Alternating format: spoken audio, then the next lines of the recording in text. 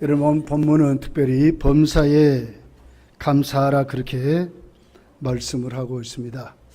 이 말씀은 바로 우리가 하나님의 은혜를 알고 모든 상황, 모든 환경에서 하나님께 감사하라, 범사에 감사하라. 모든 어떤 여건이 주어진다 할지라도, 어떤 환경이 주어진다 할지라도 하나님께 감사하라, 그런 뜻으로 본문이 기록을 하고 있습니다.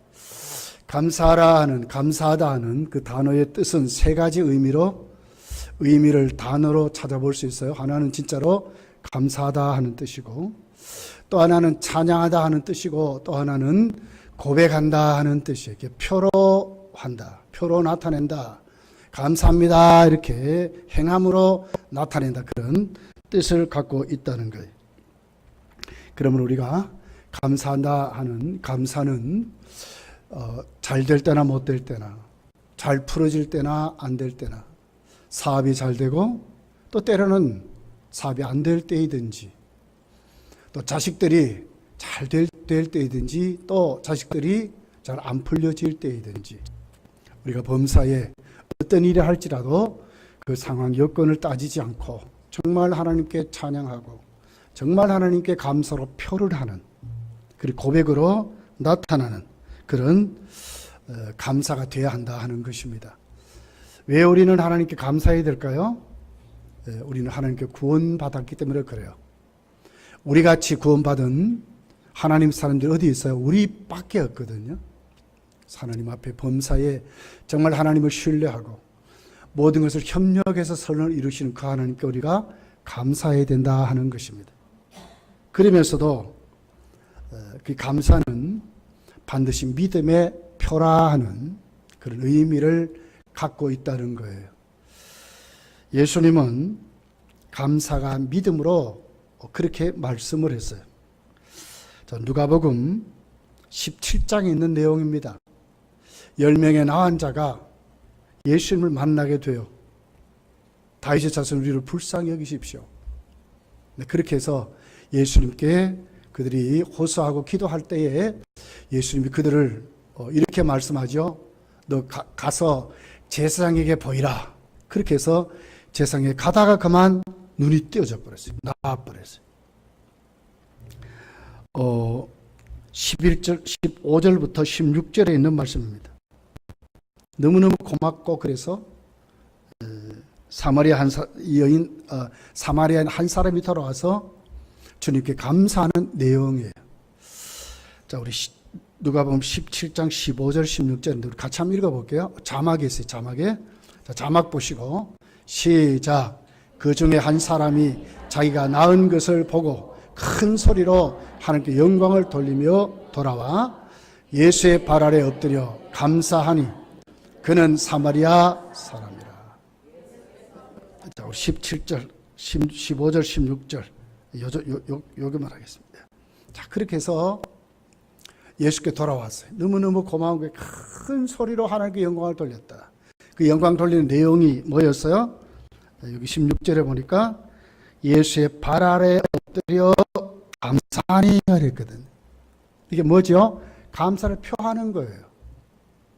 가만히가 아니라 마음속으로만 감사하면 이것이 아니라 진짜로 행동으로 감사를 옮긴 거예요. 너무너무 감사해서 하나님께 큰 영광을 돌리면서 돌아와서 예수님의 발 아래 엎드려서 감사하니 그렇게 해서 감사를 표했다, 이렇게 기록을 하고 있습니다. 주님은 그 사람에게 이렇게 말씀했어요. 17절서 19절에 있는 내용입니다. 자막이 되죠? 자, 우리 같이 또 읽어볼게요. 시작. 예수께서 대답하여 이르시되 10사람이 다 깨끗함을 받지 아니하느냐? 그 아홉은 어디 있느냐? 이 이방인 외에는 하나님께 영광을 돌리러 돌아온 자가 없느니라 하시고 그에게 이르시되 일어나 가라, 내 믿음이 너를 구원하였느니라 하시더라. 자, 이 내용이 뭡니까? 돌아와서 감사로 주님께 표할 때에 주님은 그에게 그렇게 말하는 거예요. 10명이 하나님 은혜로 고침을 받았는데 왜 너 한 사람이 돌아왔느냐? 그렇게 하면서 오늘 18절 19절에 보니까 특별히 19절에 그에게 이르시되 일어나 가라 내 믿음이 너를 구원하였느니라. 예수님 말씀을 믿었죠. 세상에게 보이라 하는 그 말씀도 믿었어요. 근데 예수님 지금 여기서 말하는 말씀의 그 내용이 뭐죠? 믿음이 너를 구원하였다. 이 믿음이 뭐예요? 주께 돌아와 감사했다는 거예요. 사마리아 사람의 믿음은 주님께 돌아와 9명과 다른 믿음이죠. 다른 믿음이 뭐였어요? 돌아와 주님의 발 아래 엎드려 주께 감사했더라. 요 믿음이란 말이에요. 이 믿음이 어떻게 됐어요? 육신도 고침을 받았지만 구원도 받았다. 이렇게 말합니다. 뭡니까? 정말 우리가 구원받았다면 거기에 딸려 있는 게 뭐겠지요? 감사라는 거예요. 이게 믿음이라는 거예요. 정말 우리가 믿음으로 구원받았다면 거기에 꼭 있어야 할 것이 있다는 거예요. 그게 뭡니까? 감사라는 감사. 감사를 표했더라. 감사합니다. 그 발 앞에 꿇어 엎드려서 주를 경배했더라 이러는 거예요. 감사는 말로도 할 수 있겠죠. 그러나 반드시 표로 행함으로 나타나야 된다는 거예요. 이것이 바로 바른 믿음이다. 이렇게 말씀을 하고 있습니다. 사마리아 한 사람 하는 걸 보니까 9명은 유대인인 것 같아요.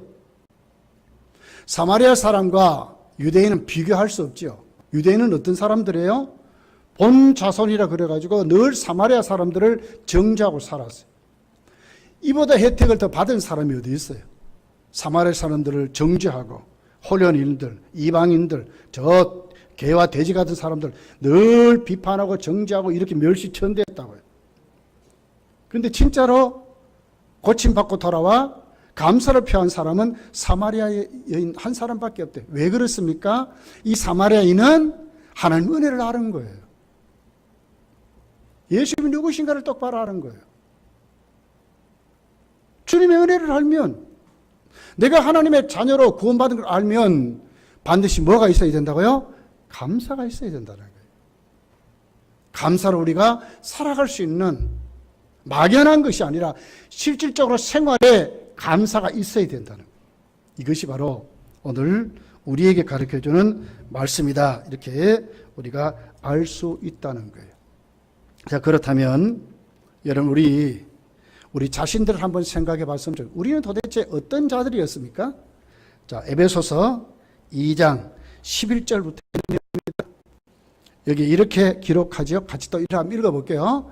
시작. 그러므로 생각하라. 너희는 그때 육체로는 이방인이요 손으로는 육체에 행한 할례를 받은 무리라 칭하는 자들로부터 할례를 받지 않은 무리라 칭함을 받은 자들. 12절. 그때 너희는 그리스도 밖에 있었고 이스라엘 나라 밖의 사람이라 약속의 언약들에 대하여는 외인이요 세상에서 소망이 없고 하나님도 없는 자들이다. 어떤 존재였어요? 외인이요 이방인이요 하나님도 없는 존재고 그리스도 밖에 있는 존재고 말씀하는 전혀 혜택이 없는 정말 저주받은 인생이었다는 거예요. 우리 그런 사람들이에요. 예수님 외에 사마리아 여인이 돌아와서 예수님의 발 아래 엎드려 감사를 표했을 때에 왜 그 감격했습니까? 이런 사람이라는 거예요. 그래도 하나님의 혜택을 좀 받았다는 이 유대인들은 이거 말이야. 그런데 이방인이라고 하는 저 사마리아 여인이 우리가 정말 하나님의 은혜를 알면 내가 정말 그 구원의 자리가 어떤 데서 어떻게 옮겨진지를 알면 우리는 감사하지 아니할 수가 없다는 거죠. 일생이 정말 감사로 살아야 된다는 거예요. 자, 에베소 2장 13절부터 있는 내용입니다. 한번 읽어볼게요. 자, 13절부터 우리 19절까지 우리 자막 보고 한번 같이 해봅시다. 시작. 이제는 전에 멀리 있던 너희가 그리스도 예수 안에서 그리스도의 피로 가까워졌느니라. 그는 우리의 화평이신지라 둘로 하나를 만드사 원수된 것 곧 중간에 막힌 담을 자기 육체로 허시고 법조문으로 된 계명의 율법을 폐하셨으니 이는 그 둘로 자기 안에서 한 세 사람을 지어 화평하게 하시고 또 십자가로 이 둘을 한 몸으로 하나님과 화목하게 하려 하심이라.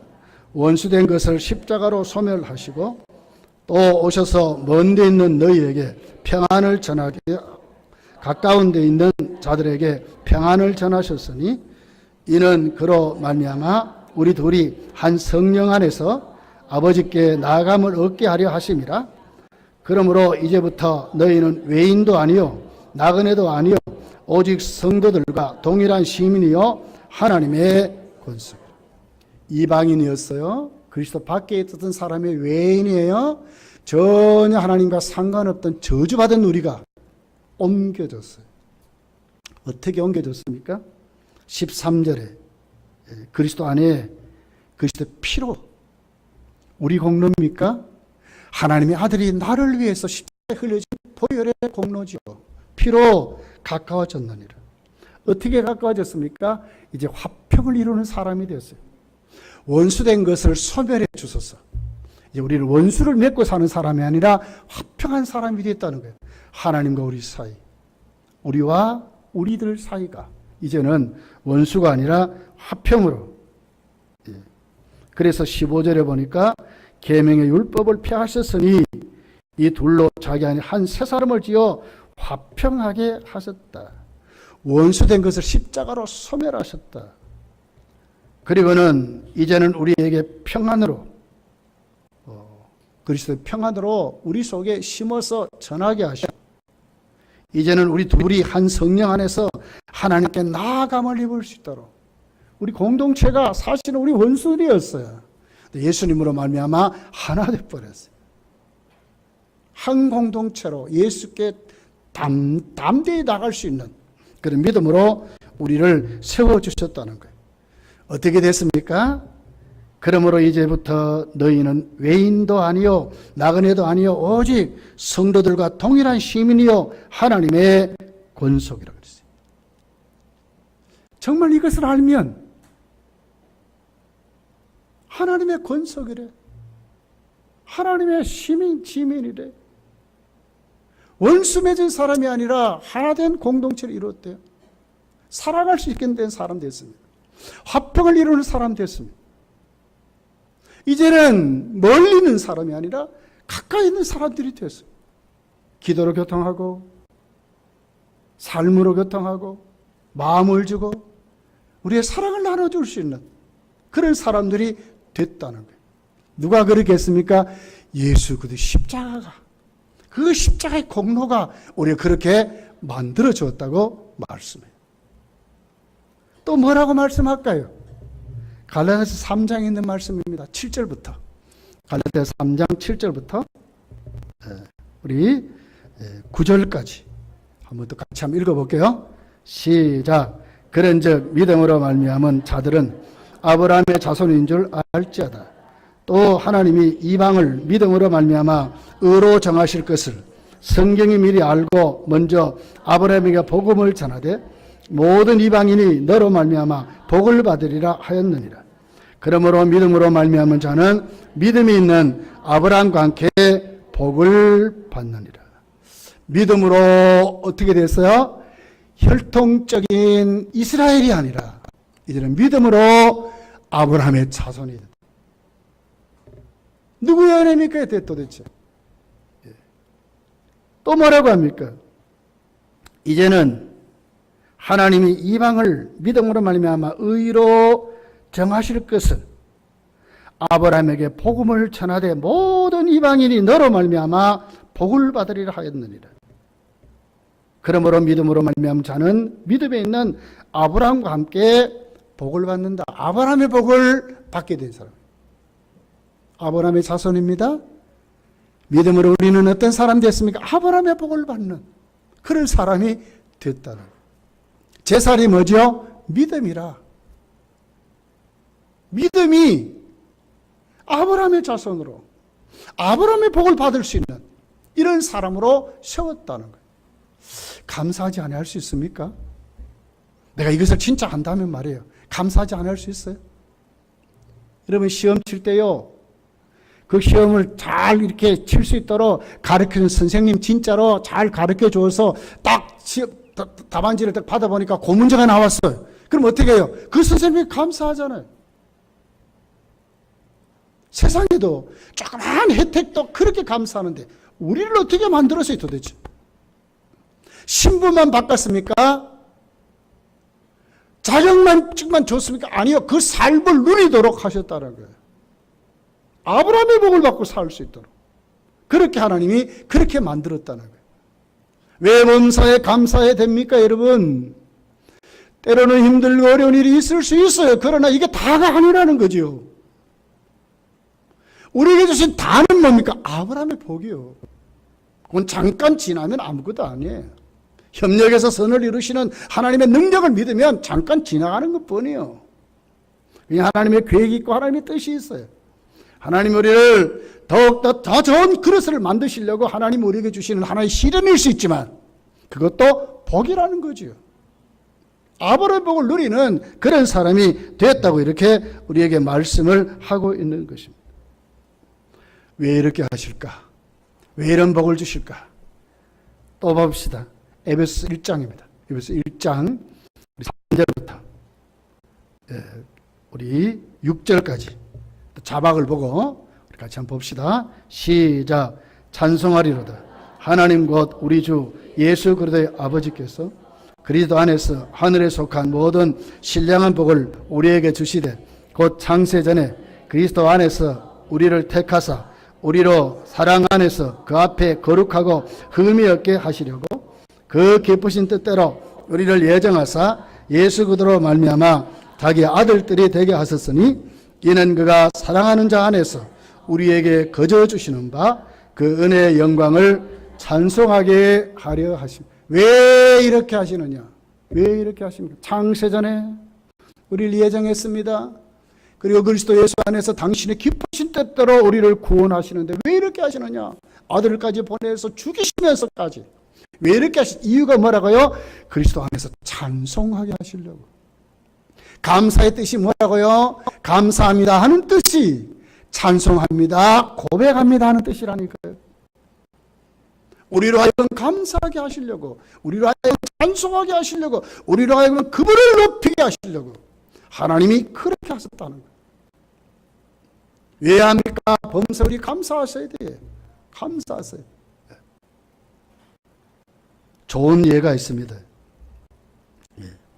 역대하 20장에 있는 내용입니다. 모압과 암몬이 동맹을 맺어가지고 대군을 끌고 유다를 침공했어요. 도저히 이길 수 있는 희망이 없어요. 여호사밧 왕이 하나님께 나갑니다. 그리고 온 백성을 향하여 금식을 선포하고 성전에서 기도하기를 시작해요. 이 여호사밧과 백성의 기도를 하나님이 들으셨어요. 그리고 응답하셨어요. 역대 20장 15절부터 있는 내용입니다. 17절까지 있는 내용이래.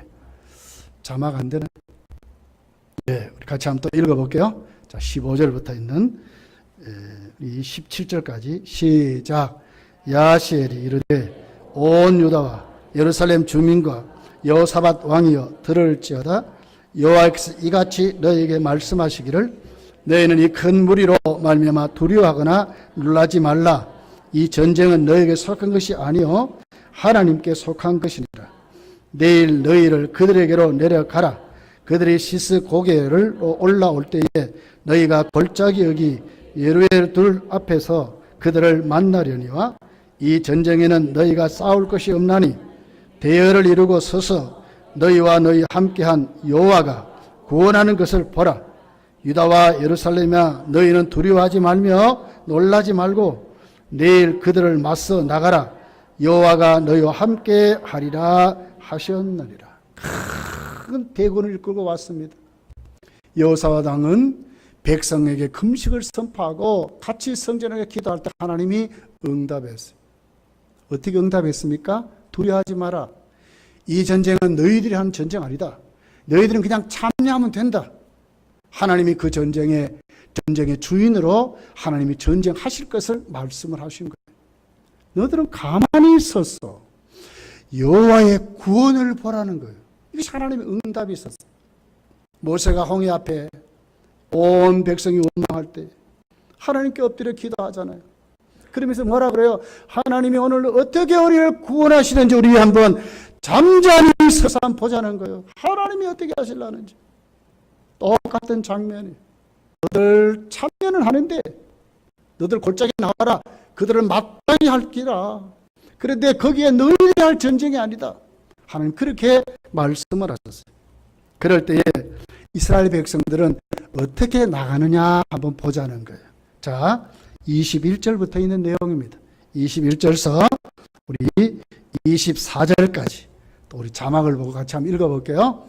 시작. 백성과 더불어 의논하고 노래한 자들 택하여 거룩한 예복을 입히고 군대 앞에서 행진하며 여호와를 찬양하며 이르기를 여호와께 감사하세 그의 인자심이 영원하도다 하게 하였더니 그 노래와 찬송이 시작될 때에 여호와께서 복병을 두어 유다를 치러 온 암몬 자손과 모압과 세일산 주민들을 치게 하심으로 그들이 패하셨으니 곧 암몬과 모압 자손이 일어나 세일산 주민들을 쳐서 진멸하고 세일 주민들을 멸한 후에는 그들이 서로 쳐 죽였더라.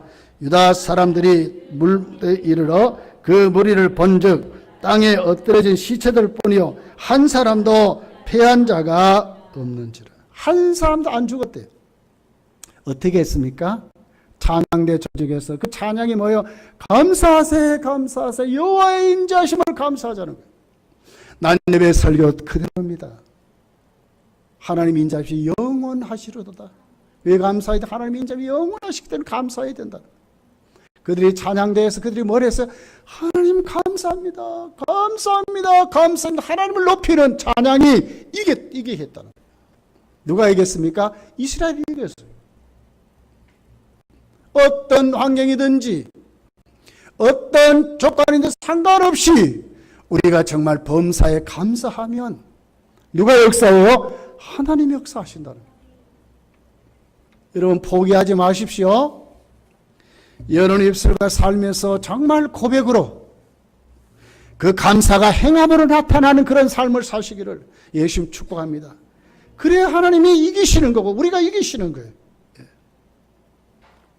세 번째를 보면 오늘 본문은 전천후 신앙을 말씀을 하고 있어요. 16절 항상 기뻐하라. 17절 쉬지 말고 기도하라. 18절 범사에 감사하라. 우리를 향하신 그리스도 예수 안에 하나님의 뜻이다. 하나님의 뜻이다. 여기 뭐라고 그랬어요? 항상 쉬지 말고 범사에, 이 말은 뭐예요? 어떤 조건이든지 어떤 상황에 상관없이 늘 그 말이요. 거기에서 어떤 것 보지 말고 이 전천후 신앙을 말하는 거예요. 고린도후서 7장 4절에 이렇게 기록하고 있어요. 나는 너희를 향하여 담대한 것도 말고 너희를 위하여 자랑하는 것도 많으니 내가 우리의 모든 환난 가운데서도 위로가 가득하고 기쁨이 넘치는도다. 모든 환난 가운데서도 하나님 위로와 기쁨이 넘치는 그런 삶을 산다는 거예요. 이게 뭐예요? 전천후 신앙 아닙니까? 항상 기뻐하라. 어떤 위험도 어떤 환난 속에서 나는 바울이 말해요. 나는 기뻐하고 감사하겠다는 거예요. 이 전천후 신앙을 말하는 거예요. 성경을 보면 여러분 이런 신앙은요 그냥 오는 게 아니에요. 우리가 만들어서 절대로 안 됩니다. 여러분 항상 기뻐할 수 있습니까? 조건이 바뀌면 진짜 기쁨이 됩니까? 어떤 환경에서도 정말 그런 거 보지 않고 정말 기뻐하며 살 수 있습니까? 내가 만든 것으로 되는 게 아니지요. 그럼 어디서 옵니까 도대체 이런 것이? 로마서 14장 17절에 있는 말씀이라요. 자막 안 돼요. 로마서 14장 17절 자, 같이 한번 읽어볼게요. 시작. 하나님의 나라는 먹는 것과 마시는 것이 아니요 오직 성령 안에 있는 의와 평강과 희락이. 하나님 나라는 어떻다고요? 먹고 마시는 세속적인 게 아니라는 거예요. 성령 안에서 뭡니까? 희락과 화평의 나라, 기쁨의 나라입니다. 어디 있을 때? 성령 안에. 이런 기쁨이 어디서 온다고요? 성령 안에서 주시는 거예요. 성령님이 우리에게 주시는 거예요. 갈라디아서 5장 22절에 보면 뭐라고요? 열매로 말했어요. 성령의 열매로 말했어요. 사랑과 희락과 화평, 희락, 성령의 열매입니다. 성령으로 맺어지는 것이 바로 뭡니까? 기쁨이라는 거예요. 영적인 생활을 말하고 있어요. 성령이 오늘 나에게 주시는 것으로 말하고 있어요. 항상 기뻐할 수 있는 비결이 어디에 있어요? 내가 오늘도 성령 안에 살 때에 정말 기쁨으로 살 수 있다는 거예요. 또한 주 안에 있을 때에 기쁨에 살 수 있습니다. 빌립보서 4장 4절에 있는 말씀입니다. 주 안에서 항상 기뻐하라. 내가 다시 말하는 기뻐하라. 주 안에서 기뻐하라. 기쁨이 아니고 주 안에서 기뻐하라. 주와 함께 할 때에 기뻐할 수 있다는 거죠. 우리 삶의 자리가 오늘 또 주님 안에 있으면 여러분 우리 기쁘게 살 수 있습니다. 사도행전 2장 28절에 있는 말씀입니다. 주께서 생명길로 내게 보이셨으니 주 앞에서 내게 기쁨이 충만하게 하시리로다 하였습니다. 주 앞에서 내게 기쁨이 충만하리라. 주 앞에서 기쁨이 충만하다 하시리로다 그랬어요. 주 안에 있으면 기쁘게 살 수 있습니다. 어디에서 찾아야 돼요? 억지로 여러분 억지로 웃어도 좋다 그러죠. 그러나 실수로 몸에 안 좋대요. 성령 안에 기쁘게 살 수 있습니다. 주님 안에 기쁘게 살 수 있습니다. 내 의지로 되는 게 아니라니까요. 정말 믿음으로 우리 하나님 앞에 바르게 세워지면 항상 기뻐하라 하는 말씀이 내 것이 된다.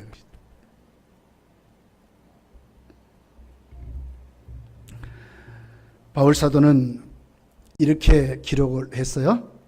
빌립보서 2장 17절 18절에 있는 말씀입니다. 한번 같이 한번 읽어볼게요. 자막 보시면 돼요. 시작. 만일 너의 믿음의 재물과 섬김 위에 내가 나를 전제로 드릴지라도 나는 기뻐하고 너희 무리와 함께 기뻐하리라. 하나님께 전제로 드릴지라도 전제로 드릴지라도 자신이 깨어지고 부서지고 그 말이죠. 선교하면서 당했던 수많은 어려움들을 말하는 거예요. 그런데도 어떻게 해요? 기뻐하고 기뻐한대. 우리가 오늘 이 말씀을 대하면서 이것이 여러분 절대로 사람에게서 만들어진 게 아닙니다. 자, 우리 자식이 잘 됐어요. 그 기쁨도 여러분 얼마 안 가 다 없어져요. 속썩여 버리면 그렇게 좋아하다도 하루아침에 막 난리 나는데. 그렇게 살아간다고 그렇게 좋았다고 부부가 결혼식까지 만났어요. 근데 그게 얼마 같을까? 나중에 왼수라고 하죠. 평생 원수라네. 왜 그렇습니까 여러분? 이런 데서 만들어진 게 아니라니까요. 주님 안에 살 때, 성령 안에 살 때 성령이 주신 기쁨이요 주님이 주신 기쁨이라는 거예요. 믿으시기를 예수님 축복합니다. 이 전천후 신앙이에요. 전천후 신앙. 17절에 쉬지 말고 기도하랍니다. 쉬지 말라 하는 이 말씀은 늘 언제나 연속해서 쉼없이 끊임없이 중단 없이 이런 말씀이거든요. 근데 여러분 어떻게 우리가 24시간 날마다 기도할 수 있겠어요? 기도한 자세를 가지고 하나님께 부르짖고 24시간 어떻게 하겠어요? 잠도 자야 되잖아요. 공부도 해야 되고 밥도 먹어야 되고 직장도 가야 되고 우리 그러잖아요. 근데 본문이 그런 뜻이 아니라요.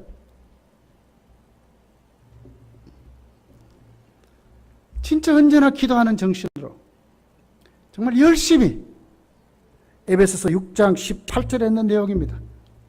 같이 한번 읽어볼게요. 에베소 6장 18절 시작. 모든 기도와 간구로 하되 항상 성령 앞에서 기도하고 이를 위하여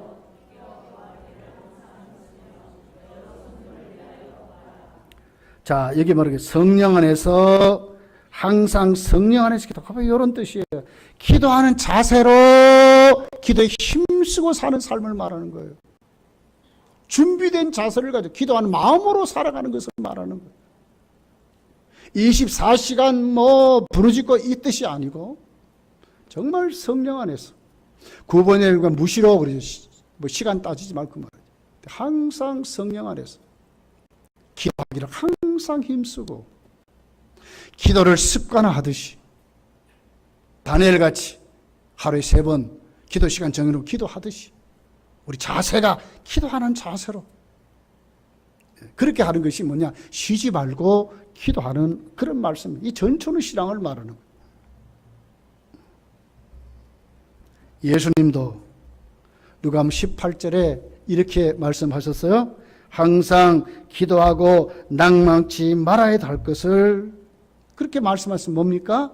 항상 기도하고 그랬어요. 항상 기도하고. 로마서 12장 1절에 보면 기도에 항상 힘쓰며 그랬거든요.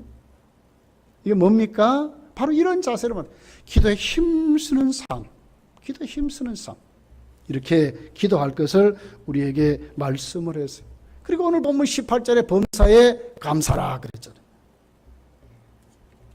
범사 우리 말씀을 나누었듯이 조건, 상황 따지지 말고 환경 따지지 말고 늘 하나님 앞에 감사하는 그런 말씀을 하고 있어요. 오늘 이 본문을 받은 이 데살로니가 교회는 그 당시 어떤 교회였느냐? 데살로니가전서 3장 4절에 이렇게 기록을 해요. 우리가 너희와 함께 있을 때에 장차 받을 환난을 너희에게 미리 말하였는데 뭐가 있어요? 환난 있는 교회입니다. 과연 그렇게 된 것을 너희가 아느니라. 그러니까 그들이 뭡니까? 환난을 당하면서 앞으로도 환난이 계속될 것을 아는 교회예요. 근데 바울은 바로 그 교회를 향하여 범사에 감사라고 하는 것입니다. 환난 그런 것이 올지라도 하나님 앞에 범사에 감사할 것을 이렇게 말씀을 하고 있다는 거예요. 우리 인생이 그렇습니다. 순경도 있고 역경도 있어요. 하루에 낮과 밤이 있듯이. 그런데 우리는 어떤 사람이라고요? 범사에 감사하는 사람이라는 거죠. 왜? 오늘 성경이 말하죠.